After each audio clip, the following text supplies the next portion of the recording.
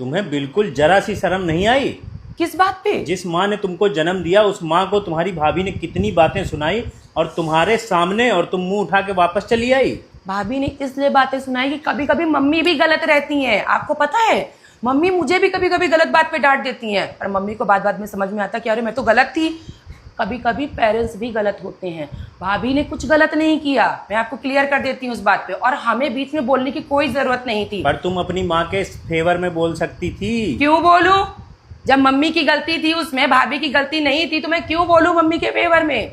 और वो दोनों सास बहू हैं, लड़के एक हो जाएंगी और हमें दूध से मक्खी की तरह निकाल के फेंक दिया जाएगा।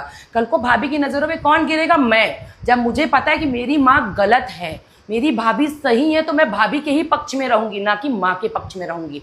और मम्मी को समझाऊंगी हमेशा कि आप गलत हो। भले ही मम्मी मेरे को 4 थप्पड़ मारे, अरे मम्मी मेरे को 4 थप्पड़ मारेंगी, मैं उन्हीं की बेटी हूँ, फिर से वो चिपका लेंगी।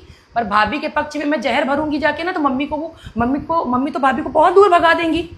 क्यों ऐसा काम करूं? जब मुझे पता है कि मेरी मम्मी की गलती है उसमें, तो मैं भाभी का ही पक्ष लूंगी। और मम्मी ने गलत डांटा था, इसी वजह से भाभी को गुस्सा आई थी। और आपको चिंता करने की बिल्कुल ज़रूरत नहीं है। वो मेरे मायके का मैटर मेरी मम्मी और मेरी भाभी समझ लेंगी, और मुझे भी बोलने की ज़रूरत नहीं है उनके बीच में।